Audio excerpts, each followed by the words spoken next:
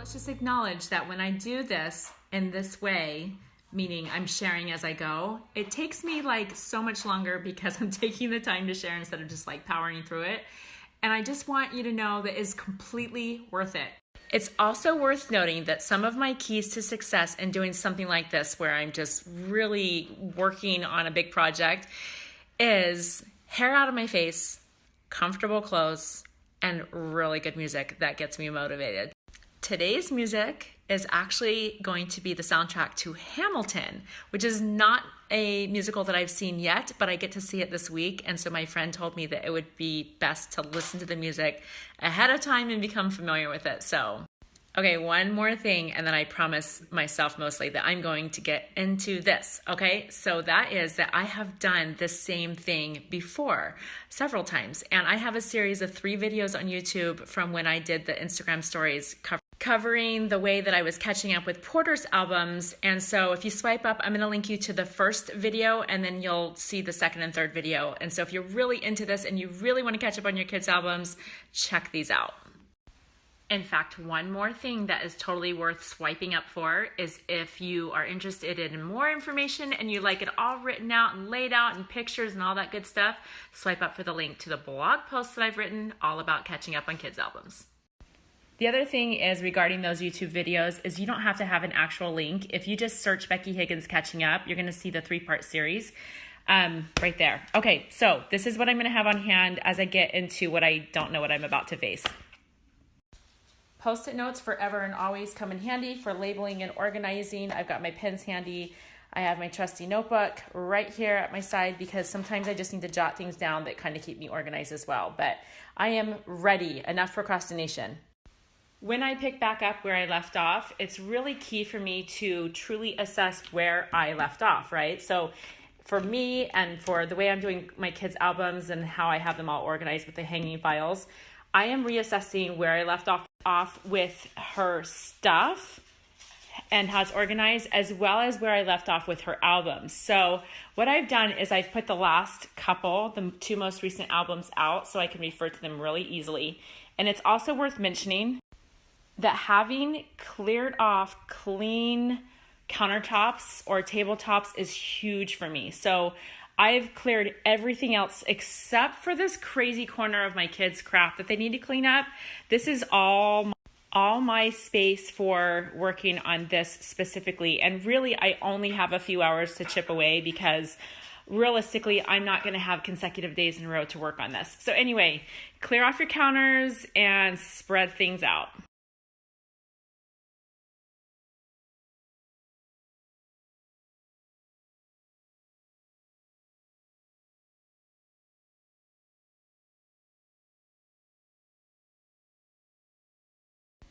Normally, what I would do is have everything spread out, use my Post-it notes, label everything by school year or whatever, and start making piles. But I already did that. That is actually where I left off, is that I made all those piles, and now it's all in hanging files by year, by school year.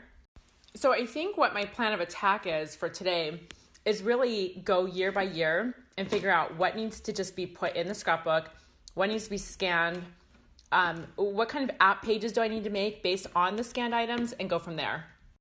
Claire and I actually just did some decluttering and we came across a couple of her old journals, but don't be fooled. These old journals are not actually like filled. There's literally just a couple pages maybe in there that have anything written on them at all. Here's my philosophy with journals, and Claire agrees, so I wouldn't do this without her permission, but if my kids have started a journal, and like this one, case in point, and they've literally written on 1 or 2 pages, we don't actually keep the whole journal because why? This is a whole lot more real estate than just a single page that can be put into a scrapbook. Now, the exception would be if there's a really, really sentimental journal that was a gift or extra special to that child or whatever. That obviously would be a good reason to hang on to the journal. But in this case, this is 1 page that she wrote in this journal and then she just didn't keep it up. So I'm tearing it out and I'm going to put it in the pile of things to be scanned for that particular year. Clarification. I'm going to put it in that year's folder, and when I divide and make my piles, I'll decide if it should be scanned to be shown smaller like on an app page, or if I just put the original in a page protector. Okay, first of all, a moment of silence for my baby girl. She's so beautiful. I can't even handle it. I get so sentimental when I do this. So here's the deal. This is a random 8x10 that I had printed a while ago, and I just came across this picture, and I was like, oh, I can go file that in the year when it was taken, which is about when she was 2. And then I'm realizing that's all scrapbook. This is all traditional scrapbook pages that I did back a while ago. And so what makes a whole lot of sense is that I just put the picture directly in a page protector, and I include that in the album, and it does not need an extra step. It's done. It's in here. It works. It's all there. And the key is that I just always have odd size, actually they're not odd, they're standard size page protectors on hand. I keep them organized in this binder, right, labeled with these dividers. We have all these supplies in the shop, and I keep them on hand. Right, so yeah, exactly what you're thinking. It's a very good time to make sure that you have some page protectors on hand. Yes, so that size that I was using is 8x10, and I will link you to the page protectors in our shop so that you can see all the sizes. There were a bunch of random things that Claire had, like on top of her bin that we've been throwing on there, or just kind of around that we knew needed to be filed. Obviously, we have a few oversized pieces. Hello, 4th grade. And I'm not going to squish these by folding them in half. And this is precisely why I'm sharing this process. Even though I've done kind of the same thing with Porter's scrapbooks, and I will with Cruz, I'm facing different challenges with each one. So in the case of oversized art and not wanting to squish it into the bin, here's what makes sense is that instead of working forwards or backwards, starting at the youngest age I have for her to catch up on, or her most recent year, I'm going to start with 4th grade. I'm actually going to start right in the middle, because I don't want those big giant pieces getting in the way of me moving forward. That's it. That's how I'm making my decisions. And so I'm feeling really good about now pulling out 4th grade and making my piles. Quick refresher. The way that I organize my kids' scrapbooks is by year. So it looks like this in their earlier years, but then I go into school years and it is by school year. A school year for me means starting when the school year begins. In our case here in Arizona, it's August. And so August through the following July is how I organize and label that year in my child's life. This is not something to overthink. You just have to do what works for you. For me, it just is simple. It's just super simple to remember things in that way. You could do it birthday to birthday. You could do it January to December. For me, it's by school years. So the situation right here and the logic and me deciding to go ahead and just tackle 4th grade instead of something younger or older, it makes sense because the years are segmented, so it doesn't matter which order I go in. Truth be told, I am digging this, like for real. So that gap right there is 4th grade. I'm digging it because it's a new challenge and I wasn't expecting to see this. Here's 4th grade. I'm going in. It's going to become piles. P.S. You're going to come across some things, some items, some pictures that you don't know how to identify. You don't know when they were taken. So a couple of tips on that. First of all, if you're catching up on your kids' albums, ask your kids. So I definitely have learned that my kids have a much better memory than I do when it comes to when, especially like with art and stuff or projects, which grade those things happened in. So I've started an Ask Claire pile. It's not big, there's just a few things, but when she gets home from school, I will be asking her, when were these from? Which grade? Then I will know where to file them, right? Another tip, here's a picture I came across and I'm like, I bet Meredith, Claire's friend's mom, my friend, knows when this picture's from. So you shoot a text and you ask your friend. Thanks, Meredith. Okay, also, hello. How funny that the picture's in 4th grade because that's what I'm working on. So let's check out those piles. Creating 4 piles here. Okay, so first one is going to be for stuff that goes into envelope pages. This is for stuff that goes directly into like page protectors. Stuff to scan, stuff to photograph, everything will go somewhere. Okay, this is where the fun really comes in when it comes to hopefully educating and inspiring. That's an empty folder. Let me walk you through what goes through my mind when I make these piles. A true sign of my love for you is that I pause my music to share this because it would be so distracting in the background, and I'm loving the music. Okay, envelope pages. Let's talk about the stuff that I keep for the envelope pages. This is the stuff that I want the originals to remain intact just as they are for whatever reason. You don't have to overthink it, just anything that just seems like it makes more sense as an original. Like, you know, she just took the time to fold and tape and do all the things, and I don't want to save a ton of stuff that's bulky like this, but a few pieces for sure. Obviously, things that are meant to stay folded. Here's a school project that really makes sense to keep intact, and this is one of those like time capsule type things that the school gave us with the yearbook. That's great in the envelope page. Then we got stuff like test scores and report cards and comments from teachers and things like that. That stuff doesn't need to be displayed. It just needs to be stored. That's why it makes sense in the envelope pages. Okay, here's an envelope page. And because stuff shows through in the front and the back, I'm going to take a few things and put them backwards so I know they're going to show through on the back side.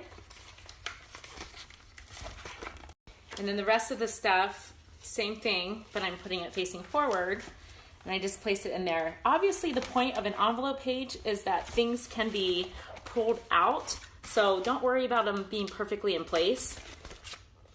Pretty awesome. This still, to this day, after all these years of developing Project Life, is one of my most favorite, most important, most crucial components of the system. Basic stuff here. All right, so not only did we design this to fit in your albums, but we designed it with a pocket on front to put a Project Life card so you can label what's in there. And we have lots of sizes. These are a staple, guys. Swipe up for the link to all of our envelope pages.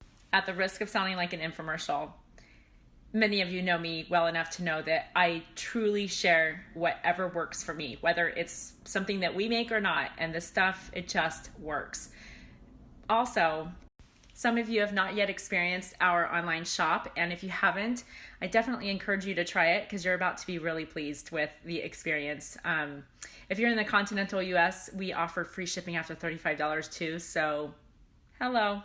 Back to the logic of my piles. This is officially done because it's done, because that goes directly in the scrapbook. So here's what's going to go directly into the pages. These are things that actually will fit into pocket pages for Project Life or otherwise.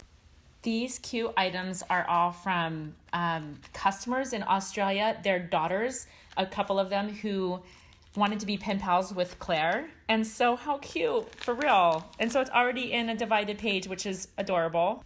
Most of this stuff really is their papers that Claire has written that I just don't want to scan and shrink down. I like them in their original format. This is our bishop of our church congregation sent this note to Claire when we were in church, and it just meant so much to her to get that. I actually wrote the date on it, which is definitely helpful. Hello, tip of the day. Handprint, for obvious reasons, needs to be in its original size. This will go directly into a page protector. I haven't measured it, but it looks to be about 8 by 8, and so that just, slips right into a page protector. I don't think it would scan well because it's laminated.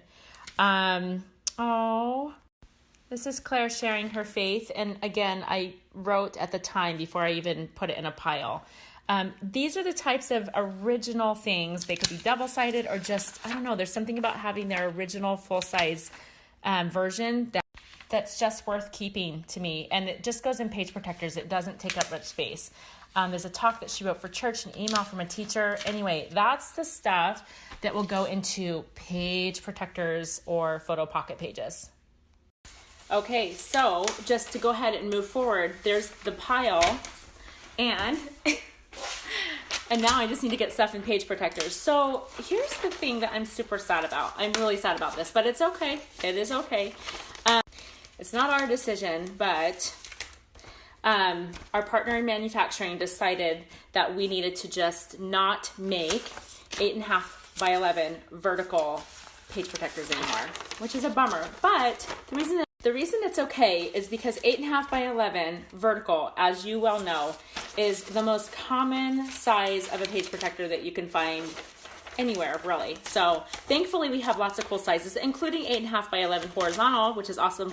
Awesome for certificates and school pictures and art that's in the horizontal format, and totally we can work with what we've got. Okay. What I have now goes into pockets. So this category, putting things directly in pages, is now then also, which is great. So I've got 8.5 by 11 page protectors with some papers in it. That cute pen pal thing from Australia. This is a 6 by 12 page protector that has the handprint and this. Now, in the past, I've done handprint 6 by 6 for Design E, a square, but her hand's too big now. So 6 by 12 it is. And then the last stuff that I have for page protectors is right here, and it will fit perfectly in an 8 by 8 page protector. I happen to not have any of those on hand here at my house, and so I'm gonna pick one up at the office tomorrow. Those are in the shop as well, of course. Anyway, okay, onward and up. The scan pile looks like this. Here is a sketchbook that she has with just a handful of things, which are absolutely keepers. Maybe not every single page, but many of these are worth saving. But essentially, everything in this pile is because I don't think we need to save the original. We have enough originals. Some of these, you know, this is interesting. This is not original artwork. It's not her penmanship. It's not necessarily creative, right? It's color by number, and typically I don't keep things that are like that, but at the end of the day, I want to keep what she wants to keep. And when we did go through this a while back, months ago, she wanted to keep a few of these. So that to me means it's worth keeping. And by the way, making all the sacrifices, guys, just to, you know, get the right angles on this stuff. All right, so here's some of that stuff. And then she has basically a whole pile of things that, original artwork and other school papers that are worth keeping, but you don't need to save the original for everything. It takes up more space. It doesn't, I don't know. That's just my personal take on it. So all of this is going to be scanned, and then I'm going to make app pages, which many of you know all about. On that note, I'm very big into batching my process. Right now, I'm really diving in deep to one school year's worth for the sake of sharing here on Stories. I'm taking more time to do it, which is, again, it's totally worth the extra time. But because it's taking longer, I'm going to get through this year, and then I'm not going to be sharing on the Stories every year that I'm doing. But my point is that I want to get a bunch of years done and then do all of the scanning at one time. That's the strategy. So that means this pile will remain a pile, right? And I'm going to label it 4th grade when I get to that point. And I'm going to go ahead and tear out the pages from this book that I think Claire will appreciate having. You could use an X-Acto knife, by the way, to really get in there, but this is definitely good enough for what I need and for my scanning. So yeah, I'm just gonna take a quick minute to do this and then move forward. So now this pile's done, which results in this, which I'll just kind of set to the side and get more piles going. And this little number ends up in recycle. Last pile for 4th grade. This is the stuff that needs to be photographed. Why does it need to be photographed? Because it's either too thick, too awkward to scan. This I want to photograph because I can pull it off, but I like that it's on a folder, and I kind of want to take it like this on a simple background that just shows that whole context. This makes me nervous to put through a scanner because it's construction paper, glue, you know. This obviously is very, very dimensional and is going to take up way too much space if I try to keep it in an envelope page. And if Claire wanted to keep the original of any of these, I would, but she's with me on this, right? Same with these. These are giant, too big for the scrapbook, great to photograph. I have shared a lot about how exactly I photograph this stuff. So I'm not going to go through all of that again because you can totally find it in those YouTube videos. But these piles are going to sit to the side and wait for more piles. So what I mean is I'm going to get a bunch of the grades, probably all of them that I'm catching up on, that are ready to scan. I'm going to have all the piles ready to photograph, and I'm going to do all of this for all the grades all at the same time. That is batching. It just mentally makes so much sense to me to batch. And when you're already in that mindset and that mode and that rhythm of doing one thing at a time, Do all of that all at the same time because you'll be more efficient. So here's what's going to happen. I'm going to put my phone down. I'm going to plug it in because it's nearly dead. I'm going to hit pause on doing the stories, and I'm going to try to knock out as many grades as I possibly can before my kids get home from school, and I'm running out of time. And what I mean by knocking out grades is going back to this and taking one grade at a time and making those 4 piles, those 4 categories per grade. Wish me luck. Oh, hey, I just finished 5th grade. I do want to quickly point out a couple of things. First of all, with regards to what goes directly into Pages, I had forgotten that this year, this particular year, Claire had actually made some of her own app pages, like in the Project Life app, which is super cute, and I had printed them, so I need to put these in 8x8 page protectors. This one is a 10x10 page that she printed. How cute is that? So I just need to get those page protectors, and yes, the holes line up, so they all fit in the same album. It's also worth mentioning that when you make the piles like this, you're more aware of what you have and how much you have and what you maybe have too much of. And this whole pile goes in the recycle bin because we just don't need it. I believe in elimination and decluttering. Yes, even with memory keeping. And it feels really good to only save the best stuff and not all the stuff. Yeah, it feels good. So just, keep the best stuff.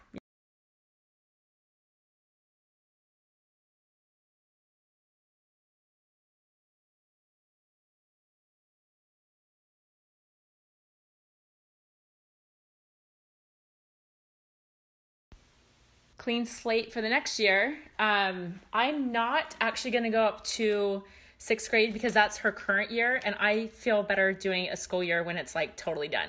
So we are moving on to 3rd grade.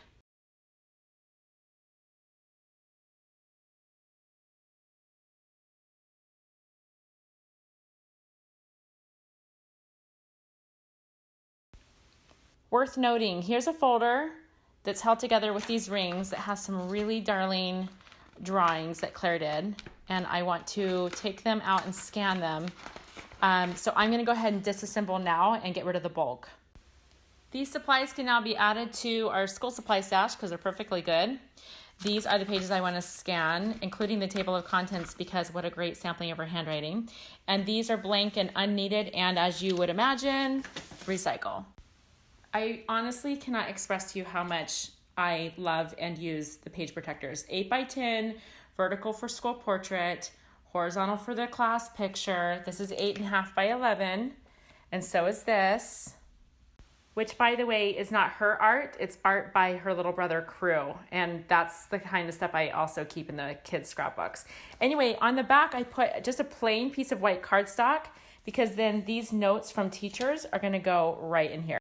Another point of awesomeness, this is 6x12. 6x12.